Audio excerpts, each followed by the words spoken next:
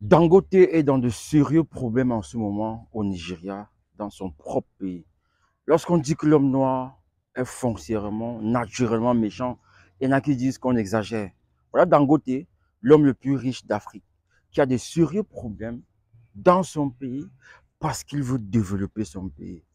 Dangote a investi un peu plus de 20 milliards de dollars pour une raffinerie au Nigeria. C'est-à-dire qu'avec un investissement pareil, le Nigeria devrait produire son propre pétrole. Vous savez que dans la plupart des pays africains, le pétrole brut est extrait de nos sous-sols et est ensuite raffiné ailleurs. C'est-à-dire que ces gens, quand ils sont arrivés au pays, les Elf, Total, Epson Mobile, ce qu'ils ont fait, c'est qu'ils viennent prendre notre brut. Ils partent chez eux, ils raffinent, ils reviennent nous vendre. Dangote, qui est l'homme le plus riche d'Afrique, constate que le Nigeria, qui est parmi les premiers producteurs d'Afrique, le Nigeria ne raffine pas son pétrole. Le Nigeria peut vendre 50 milliards de brut par an et importer pour 49 milliards de brut de pétrole, essence, gazole et tout. Alors que le Nigeria peut n'est-ce pas, raffiner aussi. Bon, étant l'homme le plus riche d'Afrique, il décide que, ok, voilà, je vais aider mon pays, je vais investir mon argent, 20 milliards de dollars. Il peut, à l'heure où je fais cette vidéo, il peut raffiner 600 000 barils par jour. Mais au Nigeria, on ne lui donne que 20% de ses capacités. Donc, l'État du Nigeria, c'est-à-dire le président qui est là, au lieu de lui faciliter la tâche, parce que c'est un fils du pays, ils sont en train de vouloir que Dangote ferme sa raffinerie. Et ça, c'est pas bien du tout. On ne peut pas se développer comme ça.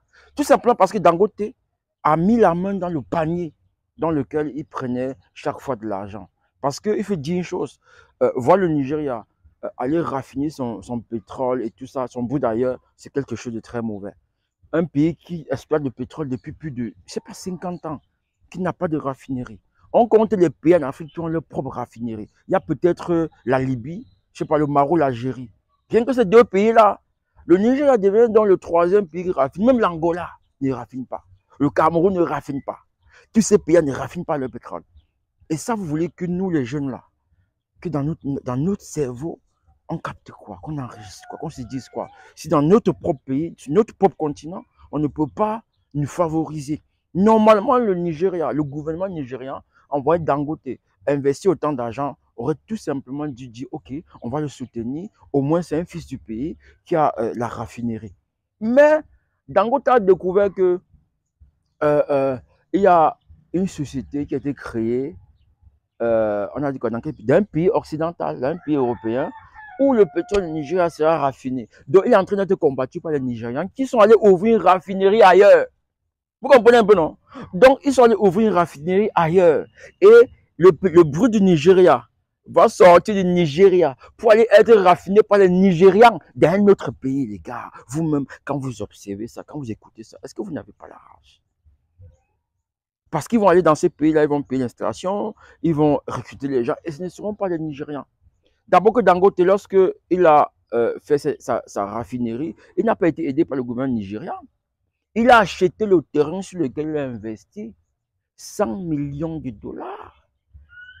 Donc plusieurs milliards de francs CFA. Alors qu'ailleurs, on incite les investisseurs à venir. Quand c'est les Blancs qui arrivent chez nous, on leur dit, OK, vous serez exonérés. À Dangote, dans son peuple, on n'a pas fait cela. Il y en a qui vont nous dire que non, l'Afrique va se développer, mais avec les mentalités là, ça ne peut pas. C'est impossible, les gars. Donc voilà à peu près l'histoire qui se passe au Nigeria, dont on a vu en commentaire. À très bientôt.